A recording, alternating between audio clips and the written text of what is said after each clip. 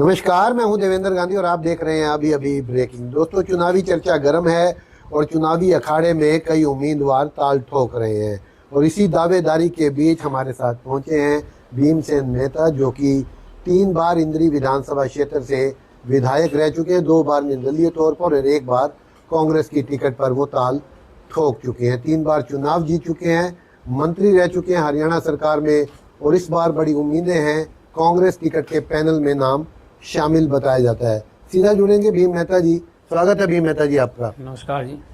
मेहता जी, बड़ी चर्चा है इंद्री से चुनाव लड़ने की और करनाल से, और आपकी इच्छा क्या है और उम्मीद क्या है?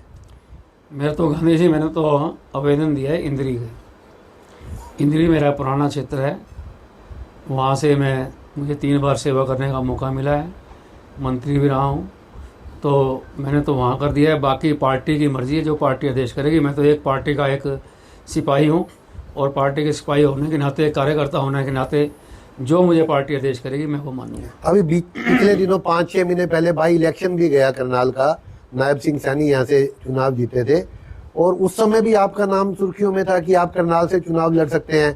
और पता ये लगा कि भूपेंद्र सिंह हुड्डा, जो कि लीडर हैं हरियाणा में CLP के, उन्होंने आपको बुलाया भी था।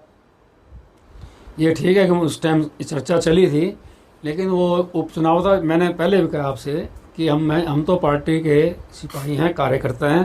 पार्टी जो भी जहाँ भी हमारी ड्यूटी लगाएगी हम वो ड्यूटी निभाएंगे। करनाल से भी अगर ड्यूटी लगाते हैं तो आप चुनाव लड़ने का तैयार है? मुझे कोई इतराज़ नहीं है, मुझे अगर पार्टी कहेगी तो मुझे कोई इतराज़ नहीं। तो इंद्री में दावा ज़्यादा मजबूत है या क्या करनाल में? पार्टी की तरफ से जैसे भी आदेश आएगा मानूंगा, लेकिन जहाँ तक दावे की बात है, दोनों ही जगह मेरे लिए ठीक है। मेरा ये भी मेरा अपना शहर है, वो भी मेरा अपना है।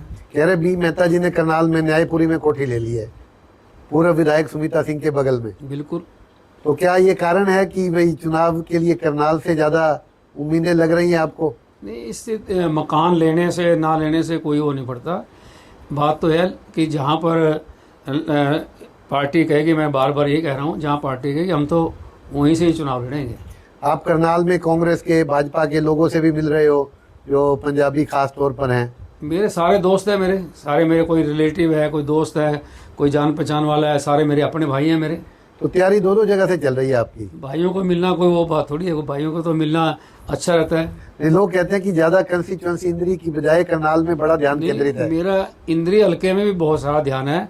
मैं आपको बताना चाहूँगा कि इंद्री हल्के का कोई भी गांव ऐसा नहीं है जहां पर मैंने अपने समय में विकास ना कराया हो।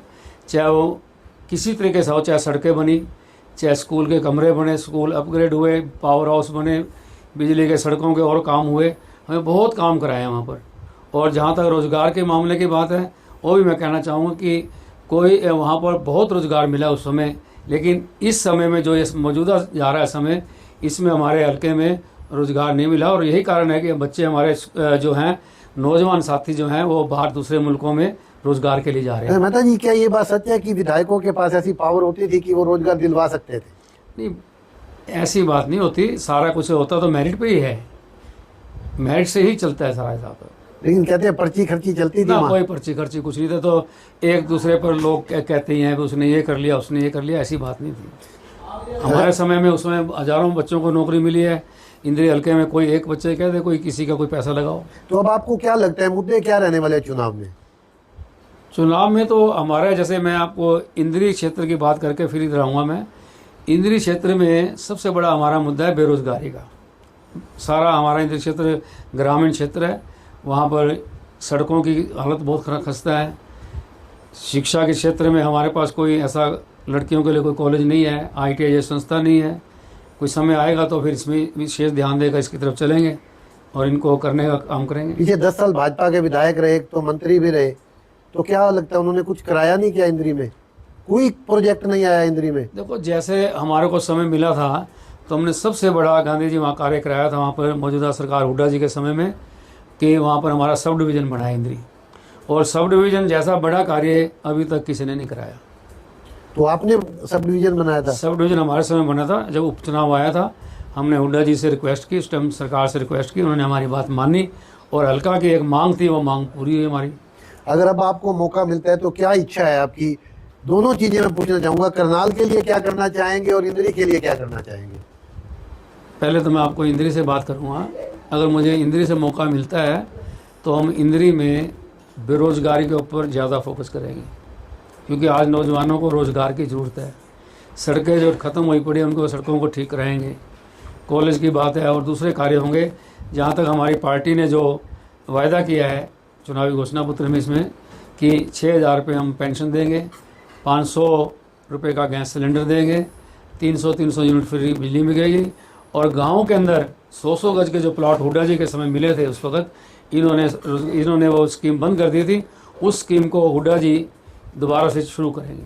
तो कोई कास्टिज्म भी इशू रहता है कि आपके एरिया में? हमारा कोई कास्टिज्म नहीं, हमारे सारी बिरादरियाँ मेरे साथ हैं। 36 की 36 बिरादरियों का समर्थन, उनका स्नेह, उनका आशीर्वाद हमेशा मेरे साथ रहा है, और आगे भी मुझे उम्मीद है अगर मुझे पार्टी चुनाव लड़ती है तो मेरे साथ रहेंगे। तो ये हैं भीमसेन मेहता, आपने सुनी इनकी बात कि बड़े हौसले बुलंद हैं, चाहे इंद्री से टिकट मिले चाहे करनाल से। यानी एक जगह उम्मीद है, एक जगह इच्छा है। इच्छा है इंद्री से चुनाव लड़ने की, और उम्मीद ये है कि कहीं से भी पार्टी टिकट दे दे तो चुनाव लड़ लेंगे। शायद इसीलिए तैयारी दो जगह से इनकी चल रही है, और करनाल में भी पूरी दिलचस्पी है और इंद्री में तो दिलचस्पी है ही सही। इस खबर को देखिए, शेयर कीजिए, ताकि और लोग भी भीमसेन मेहता जी के विचारों से रूबरू हो पाए। देखते रहिए अभी भी ब्रेकिंग। नमस्कार, जय हिंद, जय भारत।